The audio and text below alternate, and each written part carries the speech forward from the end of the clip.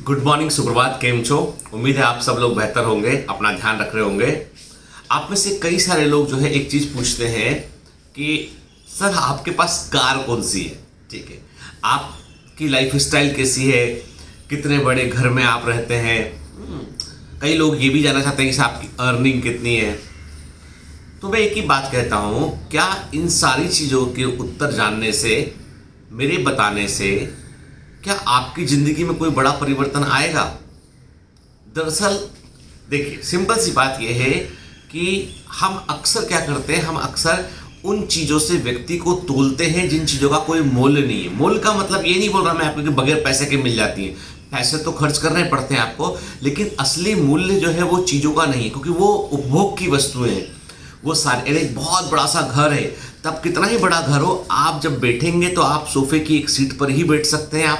आप उस घर के 10 कमरों में एक साथ प्रेजेंट नहीं रह सकते हैं। आप जब सोने जाएंगे तो आपको एक ही बिस्तर की रिक्वायरमेंट होगी आपको। तो कहने का मतलब ये है कि आप तो एक ही है ना, घर चाहे एक कमरे का हो या 100 कमरे का हो। कहते हैं कि राष्ट्रपति भवन में जो है वो कई 100 कमरे हैं, पर उन कमरों का क्या, राष्ट्रपति जी रहते होंगे तो अपने बेडरूम में, अपने लिविंग रूम में जो 2 4 5 कमरे जो यूज करते होंगे, बस। इसके अलावा कौन आदमी ऐसा है जो 100 कमरे रोज में इस्तेमाल कर सकता है? मुझे तो नहीं लगता कि कोई आदमी 100 कमरे एक दिन में इस्तेमाल कर सकता है। फिर रही बात कार की, तो कार इंपॉर्टेंट है या वो गंतव्य स्थान जहां हम पहुंचते हैं, जहां जिन लोगों से हमें मिलना है, जहां हमें मिलने जाना है, जहां हमें काम करने जाना है, वो जगह इंपॉर्टेंट है या कार इंपॉर्टेंट है? आप बताइए सोचकर। दरअसल हम एक बहुत ही गलत दिशा में अपना एनर्जी को फोकस करते हैं। हम उन चीज़ों से व्यक्ति को कंपेयर करने लगते हैं जिन चीज़ों का असल में, जिन चीज़ों को आप हासिल कर सकते हैं, लेकिन उनका वास्तविक मूल्य जो है वो आपके इनर कॉन्शियस से या आपके अपने मूल्य से काफ़ी कम है।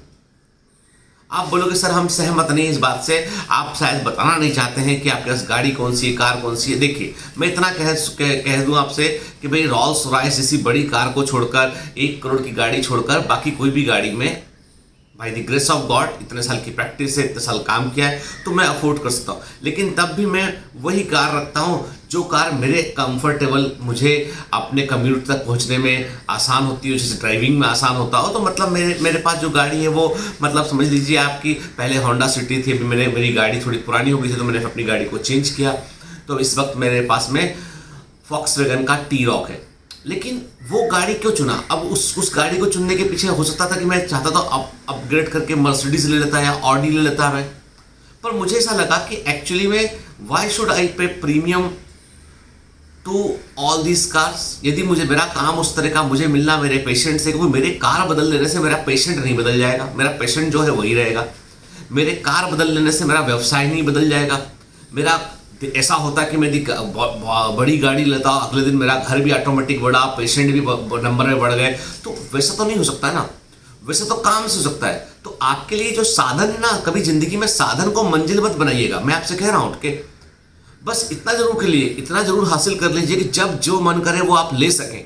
ये कैपेबिलिटी आपके अंदर होना चाहिए, पर उसे हासिल करना आपका लक्ष्य नहीं होना चाहिए कि भाई हमको कार ही लेना है, उसी के लिए हम डिप्रेस चल रहे हैं। मैं देखा हूँ कि अभी नया ट्रेंड है कि बच्चे जो यंगस्टर्स हैं वो गाड़ी का, इसका, उनको बहुत भारी क्रेज है। मैं कहता हूँ ख्वाहिश का होना अच्छी बात है, लेकिन पहले अपना इनर सर्किट जो है वो इम्प्रूव कीजिए।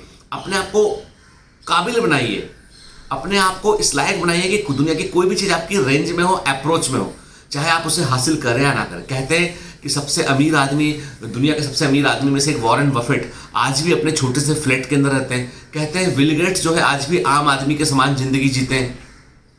ये लोग ऊपर उठ गए, ये पैसे की दौड़ इन सबसे ऊपर उठ गए।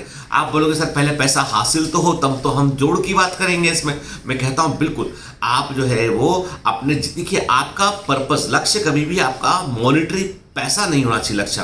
लक्ष्य होना चाहिए कि आप अपना नाम कमाएं। जब आप नाम कमाएंगे ना तो दाम अपने आप पीछे पीछे आएगा। आपका जो लक्ष्य, टारगेट जो है ना, वो होना चाहिए कि आप जो है वो, जो आपकी काबिलियत है, जो आपकी योग्यता है, जो आप हासिल करना चाहते हैं, उस मंजिल की तरफ फोकस करें आप। और पैसा मंजिल नहीं होता है, पैसा हमेशा एक सह उत्पाद होता है। बाई प्रोडक्ट होता है। और याद रखिएगा, जो भी लोग पैसे को मेन प्रोडक्ट बनाते हैं ना, वो आखिरकार मुंह के बल गिरते हैं, उनके पास जो है फिर ज़्यादा कुछ बचता नहीं। इसलिए पैसे को कभी मेन प्रोडक्ट बनाइए। पैसा सह उत्पाद है, बाई प्रोडक्ट है, अपने आप आएगा आपको। और मैं आपसे कहता हूँ कि ये लॉज ऑफ थर्मोडायनामिक्स को फॉलो करता है कि आप ऊर्जा लगाएंगे, एनर्जी लगाएंगे, तो उस एनर्जी का आउटपुट आपको जरूर आएगा आपको, ठीक है। चाहे मॉनेटरी गेन में हो, चाहे नाम के गेन में हो, आएगा। ईश्वर जो है वो बिल्कुल जस्टिस, प्रकृति यूनिवर्स जस्टिस करता है, ये सच्चाई है। अब एक छोटी सी कहानी मैं आपको बताता हूँ इस बारे में। आज सुबह सुबह, जो कि कई लोगों ने इस तरह के पर्सनल क्वेश्चन करते हैं, और somehow I don't like this kind of very personal information के। ऐसा नहीं है कि मतलब मैं कोई बहुत बड़ा, मैं सामान्य व्यक्ति हूँ। जैसे आप सोच सकते हैं, आपके भी शहर में कोई डॉक्टर है जो 15 साल 20 साल की प्रैक्टिस कर रहा हो, ठीक है। 2001 का मैं पास आउट हूँ, 18-19 साल प्रैक्टिस को हो गया है, तो वो डॉक्टर का जो स्टेटस होगा, जो रेंज होगा उसका, वही मेरा है। ये है कि हम पति पत्नी दोनों काम करते हैं। मेरी वाइफ भी गवर्नमेंट जॉब में, वो जो है एडिशनल कमिश्नर है। और मतलब हम लोग जो है वो मिडिल क्लास बैकग्राउंड से हम लोग अपना रहते हैं, ठीक है। तो वैसा नहीं है कि आप मेरे को अंबानी जी जो है, क्योंकि सरकारी घर मिला हुआ है, तो अंबानी जी के घर के थोड़ा आसपास ही है, तो उनका हमारा कोई मुकाबला थोड़ी ना है। और आपको बता दूं मैं, लोग कहते हैं कि अंबानी के पास बहुत पैसा है। भाई अंबानी जी जो है वो काम क्या करते हैं, हजारों लोगों को रोजगार दिया हुआ है उन्होंने, ठीक है। इतनी बड़ी बड़ी कंपनियां हैं, हजारों लोग उसमें काम करते हैं, ठीक है। कितना बड़ा टैक्स सरकार को भरते हैं वो, मतलब बहुत बड़ा काम करते हैं देश में। यदि आप देखो उनको, उनसे चिढ़ने से तो कोई फायदा नहीं ना, ठीक है। उस लेवल का आपको एंटरप्रेन्योर बनना पड़ेगा, उस लेवल का आपको इंडस्ट्रियलिस्ट बनना पड़ेगा, तो आप कॉम्पीट कर सकते हैं। जाहिर सी बात है, हमको लोगों से प्रेरणा लेना चाहिए। तो मैं आपको एक कहानी बताने वाला था आज कि एक बार क्या होता है, यूरोप के एक फिलोसफर होते हैं, उनसे लोग जिंदगी के बारे में जानना चाहते हैं कि व्हाट इज द लाइफ, कि how to make life happy and how to be मतलब सेटिस्फाइड कैसे हो अपनी चीज़ों से। हमके लोगों के कोई देखिए क्या होता है कि आप ये बोलें कि कोई बहुत अमीर आदमी है तो बहुत खुश आदमी है, बहुत ही सब कुछ उसके पास है, तो आप देखिए जैसा होता ना, तो कभी भी बहुत अमीर लोग सुसाइड नहीं करते। आप देखिए कई सारे फिल्म स्टार हैं, एक्टर्स हैं, वो सुसाइड कर लेते हैं। कई सारे ऐसे बिजनेसमैन भी, एंटरप्रेन्योर मिलेंगे आपको जो उन्होंने स्टेप उठाया उन्होंने, कई सारे लोग, अरे बहुत आपको ऐसे लोग मिलेंगे, सब कुछ था उनके पास में, लेकिन तब भी डिप्रेशन। लोग कहते हैं कि वो सुनने में आता है कि भाई दीपिका पादुकोणे को भी डिप्रेशन हो गया था। अब बताइए दीपिका को डिप्रेशन किस बात का, इतना नाम तुम्हारा, इतना पैसा तुम्हारे पास, सब कुछ तुम्हारे पास, पर डिप्रेशन तब भी हो गया उनको। कहते हैं सुशांत सिंह राजपूत डिप्रेशन का शिकार थे। सुशांत सिंह राजपूत को बताइए आप, इतना सफल आदमी, इतना नाम, सब कुछ, लेकिन ये अब तमाम कॉन्स्पिरेसी थ्योरी लोग देते हैं। लेकिन क्यों है खालीपन, क्यों ऐसा है कि कई लोग जो है वो खाली हैं, दुखी हैं। हम कई बार सोचते हैं कि ऐसा क्यों। अब देखिए क्या होता है कि वो जो यूरोपीय फिलोसफर होते हैं, उनसे लोग लाइफ के बारे में जानना चाहते हैं, उनके घर पहुंचते हैं, तो वो बोलते हैं देखिए मैं आपको आप मुझे सुबह 7 बजे मॉर्निंग में मेरे घर पे आप लोग आइए, तो मैं आपको जीवन के बारे में बताऊंगा, और बहुत गूढ़ रहस्य उस पर हम बात करेंगे। 15-20 लोगों का एक ग्रुप होता है पूरा, वो वहाँ पहुँचता है सुबह 7 बजे। देखते भाई उनके जो लॉन में, उनके बगीचे में उन्होंने जो है बाकायदा कॉफ़ी वॉफ़ी का अरेंजमेंट कर रखा उसमें। तो वो फिलोसफर बोलते हैं कि भाई देखिए ऐसा है कि आप सब लोगों को मैं बढ़िया कॉफ़ी पिलाता हूँ, आप लोगों को सबको पहले कॉफ़ी पीते फिर बात करेंगे। उन्होंने कहा ठीक है, आप लोग सबसे पहला काम कीजिए, वहाँ कप रखे हुए हैं, सब जाके अपना अपना एक कप चुन लीजिए। लोग बोलते कप चुनना मतलब, हाँ रखे थे। अब वहाँ फिलोसफर ने क्या किया था, उन्होंने 20 लोग थे मान लो, तो 20 तरह के कप रखे थे।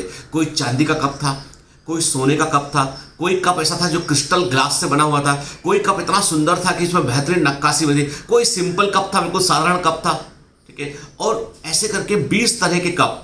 कोई इटालियन कप था, बेहतरीन इटालियन, अलग ही उसका पैटर्न बना हुआ है। कोई कप ऐसा था जो बोन चाइना का बहुत ही सुंदर कप था, मतलब ऐसा पेंटिंग था उसके अंदर जो कभी देखा ना हो आदमी ने। तमाम तरह के कप वहाँ रखे थे। तो जो लोग पहले उठ के गए, लोगों ने देखा रहे, सबसे पहले मान लो मैं उठ के गया, इमेजिन करते हैं कि तो मैंने देखा रहे 20 कप रखे, 20 अलग अलग तरह के कप है। मैंने सबसे अच्छा सोने का कप लिया, मैंने कहा मैं अलग दिखूंगा, सोने गोल्ड के कप में मैं कॉफी पी रहा हूँ। दूसरा उठा चांदी का कप ले लिया, किसी ने क्रिस्टल कप ले लिया। ऐसे करके लोगों ने, कुछ कप ऐसे थे साधारण कप थे, बिल्कुल बिल्कुल सिंपल कप थे, जो अपने घरों में अपनी इस्तेमाल करते रहे। चीनी मिट्टी का सिंपल कप होता है, कुछ एक आध स्टील का कप भी था पे नॉर्मल है ना। तो वो उठा, जो लोग साधारण कप रखे थे ना, वो लोग लगा कि अरे यार हमारी बारी लास्ट बाद में आई, इसलिए हम ये कप उठाए। वो चाह रहे थे, वो देख रहे थे कि सामने वाले के हाथ में सोने का कप रखा हुआ है, उसके हाथ में चांदी का कप रखा हुआ है, उसके हाथ में क्रिस्टल का कप रखा हुआ है। वो सारे कप देख रहे थे, उनको गुस्सा आ रही थी कि हमारे पास तो साधारण कप है। ठीक है यार, ये तो गलत बात है। 20 लोग थे, जिसकी बारी पहले आई वो पहले जाके सोने का कप ले लिया, दूसरा चांदी का कप ले लिया, हमारे पास तो सिंपल कप बचा है। अब कॉफी सर्व हुई, सबने कॉफी ली, अपने अपने कप में कॉफी डलवाया सबने और कॉफी पीने लगे। वो फिलोसफर बोले उन लोगों से जिनके पास साधारण कप थे, उनकी ओर देखकर बोले, आपको निराशा नहीं हुई क्या? किस बात की? आपके जो कप है वो बड़े सिंपल से हैं, इन लोगों के कप कितने सुंदर है। हाँ बोले, हाँ सर, हमको बड़ा अच्छा नहीं लगा ये कप हमको लेने में, क्योंकि हम तो अपने घर में भी ऐसे साधारण कप इस्तेमाल नहीं करते हैं, हम अपने घर में भी ठीक कप यूज़ करते हैं। ये बिल्कुल ही सिंपल कप है, चूंकि जो BC कप थे इसमें वो बाकी लोग कप उठा चुके थे, इसलिए हमको ये कप लेना पड़ा। हालांकि निराशा हमको हुई। फिर जिसके पास सोने का कप था, गोल्ड का कप था, जिसके पास चांदी का कप था, क्रिस्टल के कप थे, क्रिस्टल ग्लास बड़ा महंगा होता है, ऐसे कप थे, उससे पूछा आपको खुशी हुई? हाँ खुशी हुई हमको इस कप में कॉफी लेने से। हाँ कप सुंदर है, हमारी बारी पहले से हमने ले लिया कप वो। अच्छा, ये तो उन्होंने कहा एक कुछ, उन्होंने एक कप के बारे में हालचाल पूछा। उन्होंने कहा कि भाई जिन लोगों के पास साधारण कप थे वो थोड़े दुखी थे, जिनके पास अच्छे सुंदर कप थे वो खुश होने की बात है। अब जब कॉफी सर्व की गई तो सबसे पूछा उन्होंने कॉफी कैसी लगी। साधारण कप वाले ने बोला कॉफी बहुत अच्छी थी, जिसके पास सुंदर कप था उसने बोला कॉफी अच्छी थी। उन्होंने कहा क्या ऐसा कर सकते हैं हम कि फॉर मी कि हम कप चेंज करके कॉफी देखें? ठीक है, तो एक एक दो सिप लोगों ने कॉफी के लिए उन्होंने कप को चेंज कर दिया। अब साधारण वाले को गोल्ड वाला कप दे दिया, गोल्ड वाले को साधारण कप दे दिया, फिर से कॉफी सर्व की गई। कुछ बदला नहीं, सिर्फ कप बदला, कॉफी नहीं बदली। कॉफी तो वैसी है, वही कॉफी है, बढ़िया। तो वो फिलोसफर कहते हैं आप एक बात बताइए मुझे, आप किस चीज का सच्चे अर्थों में आनंद ले रहे हैं? क्या आप कप देखकर, केवल कप देखकर आप कितने समय तक आप आनंद है? आपके शरीर को क्या पहुंच रहा है, आपके शरीर को क्या पहुंच रहा है, किसे लेने के बाद आप बेहतर महसूस कर रहे हैं? सबने कहा बट ऑब्वियस सी बात है कॉफी। कप तो केवल शो के लिए था, कप ये गोल्ड का कप है, चांदी का कप के, और ये शो के लिए था कि मेरे हाथ में कप था, दूसरा देख रहा था कि अरे गोल्ड का कप इसके हाथ में, इसके हाथ में चांदी का कप है, उसके हाथ में साधारण सा कप है। लेकिन असल में चीज तो कॉफी थी, स्वाद तो कॉफी का आया। बिल्कुल सही बात है, जिंदगी में ऐसे ही है। हम सारे लोग अपने अपने कप लेके बैठे हुए हैं, जो बाहरी चीजें हैं वो हमारे कप के समान है। असल में हमारी जिंदगी क्या है, वो है कॉफी के समान, कि हमारे सुख, हमारे दुख, हमारा जो हमारी मंजिल है, जो हमारा जुनून है, जो हमारी पाने की चाह है, वो सब कॉकटेल है पूरा, वो कॉफी के अंदर प्रेजेंट है। कार, घर, अच्छे बहुत महंगे कपड़े, ये सब कप के समान है। इनका अपने आप में कोई मतलब, कोई आदमी बहुत अमीर है लेकिन बहुत बीमार है, आपको क्या लगता है क्या वो जीवन को, उस चीजों का लुत्फ उठा पाएगा जो उसके पास है? कोई आदमी मिडिल क्लास है, लोअर मिडिल क्लास है, लेकिन वो एकदम हेल्दी है, वो घूम पा रहा है, जा पा रहा है, तो वो तो जीवन का लुत्फ उठा पा रहा है। कहने का मतलब ये है कि जिंदगी में फोकस कीजिए कॉफी पर। कॉफी का मतलब है कि जो आपके मन के अंदर चल रहा है, जो आप हासिल करना चाहते हैं, जो आपकी महत्वाकांक्षा है, जो आपका जुनून है, जो आपके रिलेशनशिप हैं, जो आपके आसपास के कनेक्शंस हैं, उनको सहेजिए। कप पर मत जाइए, कप तो कभी ना कभी मिल ही जाएगा, कप तो बदलते रहते हैं, कप बदल जाएगा आपका। कॉफी का स्वाद वही रहना चाहिए, कॉफी का स्वाद नहीं बिगड़ना चाहिए, जीवन का स्वाद नहीं बिगड़ना चाहिए इस फेर में कि काश मेरे पास ये होता, मेरे दोस्त के पास ये है, मेरे पास ये क्यों नहीं है। तुम्हारे पास जो है ना, हो सकता है तुम्हारी कॉफी अब तुम्हारे दोस्त से बेहतर हो सकता है तुम्हारी कॉफी तुम्हारे दोस्त से बेहतर हो, उसके पास कप अच्छा हो सकता है, तुम्हारे पास कॉफी अच्छी हो सकती है। और याद रखना, मैटर करती है कॉफी, जिंदगी मैटर करती है, वस्तुएं मैटर नहीं करती है। इसलिए बेटा मैं हमेशा कहता हूँ, काबिलियत, जो 3 इडियट में वो का डायलॉग था ना मूवी का, कि काबिल बनो, काबिल, सफलता तो पीछे पीछे अपने आप आएगी भाई, तो काबिल बनने पे फोकस कीजिए। ये मत सोचिए कि कितना पैसा, अब कोई क्वेश्चन करते हैं लोग कि सर डॉक्टर बन के कितना पैसा कमा सकते हैं, सर क्या हो सकता है, सर मैं डॉक्टर बनूं तो मेरे को कितना पैसा मिलेगा? अरे भाई, तो डॉक्टर बनना, योग्य डॉक्टर बन। तुम ऐसे डॉक्टर बनो कि तुम अच्छे सर्जन हो, अच्छे फिजिशियन हो। पैसा तो सह उत्पाद है ना। आप ये सोचो, कोई डॉक्टर कभी मरीज को लेकर नहीं सोचता कि ये मरीज को मैं 500 से काटूंगा, 1000 से काटूंगा, तो नहीं। वो देखता है इसकी प्रॉब्लम क्या है, इस प्रॉब्लम का इन्वेस्टिगेशन क्या होगा, कैसे इसको ठीक करूं, फिक्स करूं कैसे इस प्रॉब्लम को। वो यही देखता है। आप भले कुछ समझते हो, वो यही देखता है। इसके सह उत्पाद के रूप में पैसा उसको मिलता है कि उसको फीस मिलती है, ठीक है, जो भी उसका अस्पताल है उसका जो उसको फायदा होता है वो मिलता है। तो वो तो डॉक्टर का जो है वो तो उसके बाई प्रोडक्ट है उसका, वो उसका मेन पर्पस था नहीं। मेन पर्पस तो आपकी बीमारी का इलाज करना था उसका। जब मैंने भी जो है मुकेश अंबानी जी का एक इंटरव्यू देखा, मैंने जियो के बारे में पूछा उनसे कि भाई आपने जियो, उन्होंने बोला कि टेलीकॉम में रिवॉल्यूशन करने का था हमको, कि टेलीकॉम की जो कॉस्ट थी इंडिया के अंदर बहुत ऊपर थी, इंटरनेट की कॉस्ट थी। तो शुरू में हमने जो है देखा, ट्रायल एंड एरर थे, हमारे ऑप्टिकल फाइबर थे, तो हमने फ्री भी प्रोवाइड किया ताकि लोग जो है वो यूज़ करें, हमें कमियां मालूम चले, खामियां मालूम चले, उन्हें हम फिक्स करें। तो और आज भी इंटरनेट इंडिया, आपको बता दूं मैं तो कई कंट्री गया हूं, आज भी इंटरनेट का जो रेट है इंडिया में वो बहुत कम है, बहुत ही कम है। अमेरिका में फास्ट इंटरनेट है, बहुत फास्ट इंटरनेट है, लेकिन रेट भी अच्छा खासा है उसका। तो जियो ने ये नहीं सोचा है कि आपसे 200 रुपए निकाल लें। उसने जब यदि आप उनसे पूछोगे, बोलेंगे हमको क्रांतिकारी स्टेप उठाना था इंटरनेट के फील्ड में।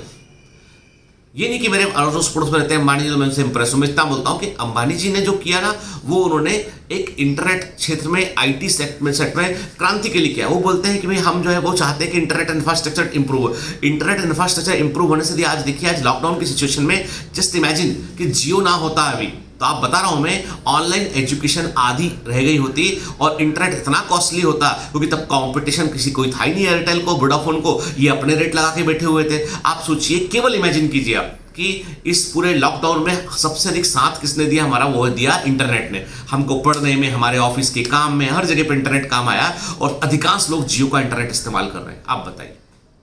और बाकी लोगों के इंटरनेट के रेट जो कम हुए ना, वो जियो के कॉम्पिटिशन के कारण कम हुए। तो क्रांति के बारे में सोचिए, बड़ा लक्ष्य रखिए, सोचिए परिवर्तन के बारे में। पैसा तो अपने आप आएगा। पैसा मुख्य उत्पाद कभी नहीं होता है, वो सह उत्पाद ही होता है। Have a great day, all the best.